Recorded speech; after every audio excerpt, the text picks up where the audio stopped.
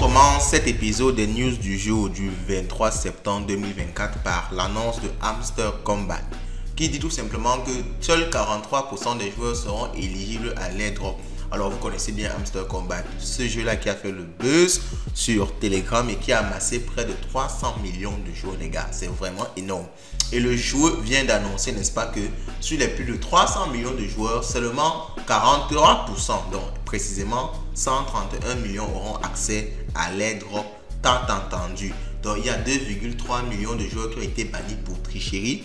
L'équipe derrière Hamster Kombat a annoncé que 60% de l'offre totale du token sera distribué lors du airdrop. Donc c'est vraiment beaucoup d'argent qui sera distribué. Quand on essaie de voir à quel point, n'est-ce pas, ce jeu-là a fait le buzz, à quel point il y a eu tellement d'utilisateurs, si on fait 60% de tout l'argent qui pourra être mis dans ce token-là, ce sera pas mal d'argent. Et s'ils ont enlevé près de 67, donc 57%, n'est-ce pas, des personnes, il reste juste 43 personnes, 131 millions, on va pouvoir dire que ils pourront avoir quand même quelque chose de conséquent. En tout cas, on reste tuned, stay tuned, abonnez-vous, likez la vidéo pour être informé de ce qui va se passer dans la suite avec Hamster Kombat. Alors on continue avec Paul de Crypto Formation qui dit que Tao, 5 mois de correction ont été effacés en 2 semaines. Alors ça, j'ai tenu à partager cette news aussi parce que ça montre à quel point les marchés financiers sont violents. De la même façon que ça peut chuter, de cette même façon-là, ça peut exploser en très peu de temps. Donc vous avez vu qu'il y a eu énormément de corrections sur la crypto Tao ces derniers mois-ci, pendant 5 mois, et juste en quelques semaines vous voyez le rebond et on est en train de rattraper, n'est-ce pas, toute la correction qui a été faite sur le Tao. Alors est-ce que c'est le moment d'acheter? Je ne vous conseillerais pas. Il faut acheter la peur, vendre l'euphorie. Maintenant nous sommes déjà en phase d'euphorie. Alors certes ça peut beaucoup plus exploser, donc vous l'achetez maintenant si vous avez des convictions au niveau des fondamentaux, ok? N'achetez plus pour gagner beaucoup d'argent parce que la grosse partie de l'argent a déjà été un peu gagnée. Alors il peut toujours avoir 40%, mais dites-vous que si vous aurez dû l'acheter, c'est quand ça chutait que vous aurez dû acheter du Tao. Alors ça c'est mon idée, vous laissez ce que vous pensez en commentaire. Alors au fond je me demande comment on fait pour ne pas plonger davantage. 5 mois sous pression vendeuse, des pics intenses dignes de FTX et du crash estival de 2021 et juste moins 17% pour le BTC. Donc ça montre que le BTC devient de plus en plus mature malgré toute la chute qu'on a connue. Les marchés financiers mondiaux ont chuté.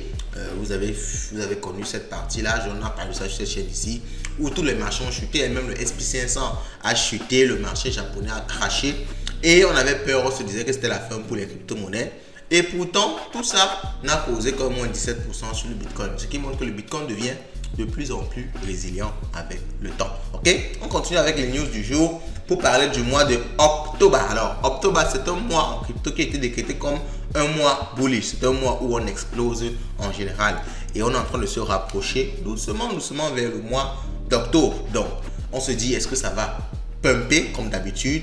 En tout cas, on va dire la fin de ce mois de septembre aussi est plutôt positif pour les crypto-monnaies. Donc, on espère que ce mois d'octobre sera vraiment un mois octobre. Ok, on continue. Nos partenaires. Activo Labs annonce un TGV imminent pour leur projet Asset Link. Protocole de vente orienté RWA. La plateforme a déjà embarqué plus de 25 000 utilisateurs et la communauté ne cesse de croître. Alors, on a parlé des RWA ici et on a tout simplement expliqué que c'est tout simplement, on va dire, le next to be. C'est le prochain narratif qui risque sûrement d'exploser lors de ce bull run. Donc, il faut surveiller étroitement les projets RWA. Et je mets, n'est-ce pas, ce projet sur votre radar, le projet Asset Link. C'est un projet qui peut être super intéressant. Alors, Donald Trump déclare à une conférence, bon, à un dîner, autant pour moi, un dîner, il déclare que peut-être que nous allons payer les 35 milliards de dollars avec elle, avec le Bitcoin. Donc, il parle comme ça du Bitcoin comme l'élément qui va sauver de la dette des États-Unis. Donc, en tout cas, moi, je me dis toujours que les politiciens, je ne les fais pas confiance. Je ne fais pas confiance aux politiciens.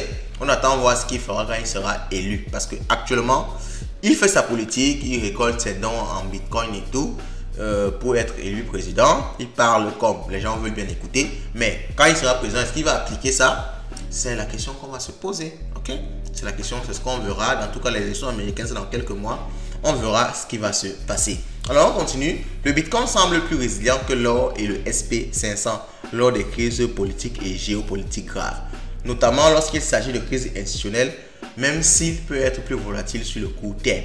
Alors ici on essaie de voir un peu les chutes des différents actifs lors des différentes guerres et conflits majeurs. On a le problème au niveau de l'Iran.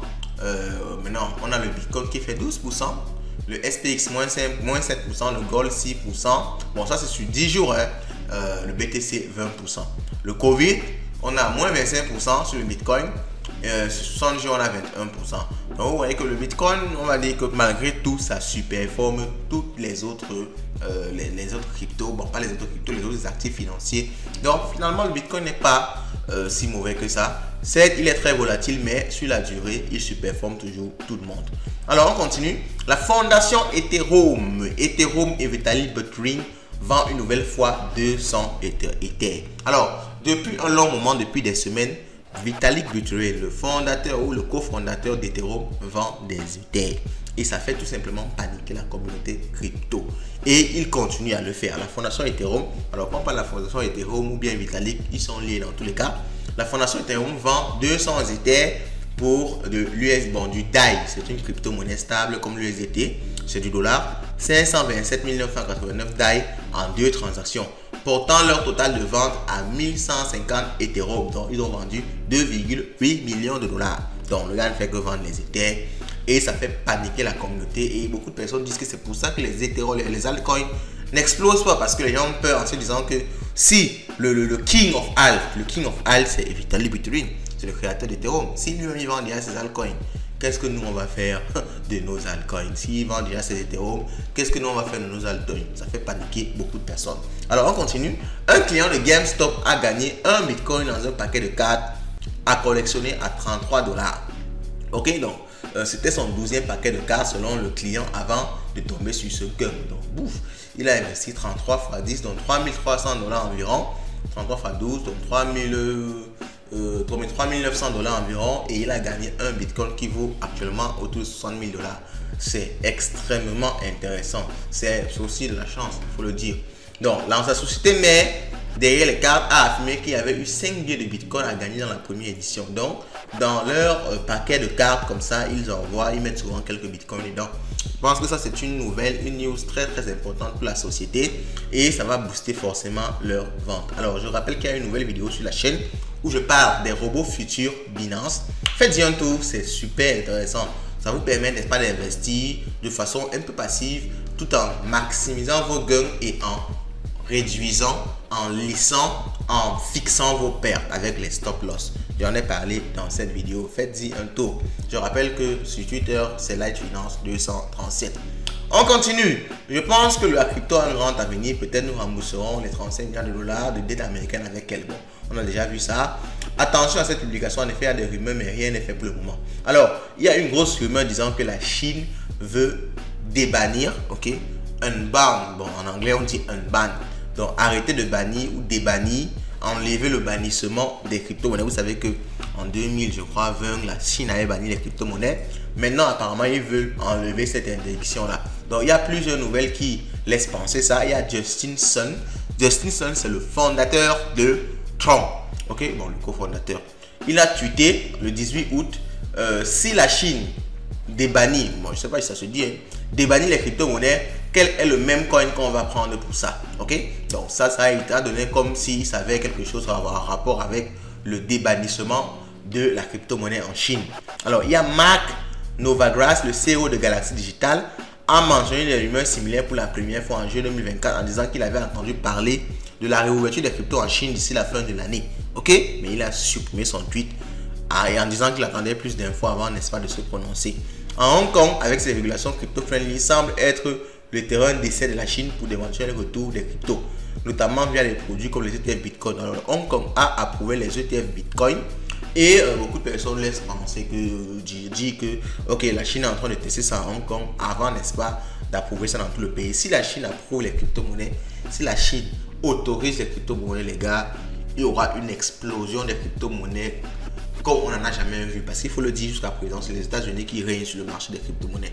Donc, si la Chine entre dedans en approuvant, en mettant de la liquidité, les gars, le Bitcoin n'ira pas seulement à 100 000 $ ou seulement à 200 000 $. Ça va vraiment péter, ça va vraiment exploser. Alors, la Fed bouge sa politique aux US, les gens voient un peu de vert et en rêvent d'avoir beaucoup plus. Bon, ça, c'est pas très impertinent pour le bannissement en Chine des crypto-monnaies. Alors, on continue. Kamala Harris s'est engagée à soutenir la croissance de l'IA et des actifs numériques si elle est élue présidente. Alors, moi, je l'ai déjà dit, tout ce qui est politique, tout ce qui est politiciens qui font semblant de soutenir là, moi, je n'y compte pas trop. Alors, ça, c'est Michael Saylor. Une fois que vous obtenez des bitcoins et que le déclic se produit dans votre esprit, votre réaction immédiate est que je dois me dépêcher d'en acheter autant que possible parce que quelqu'un d'autre va me prendre tous mes bitcoins. Donc ce monsieur, c'est un malade. Lui va acheter carrément tous les bitcoins qui existent dans ce monde. Et on finit par la phrase, la citation du jour. Dans l'union des cœurs, le progrès s'épanouit. Chaque geste de soutien ouvre la voie à la vie. Ok? Donc on finit par là avec les news du jour de ce 23 et on se retrouve demain pour les news du jour du 24.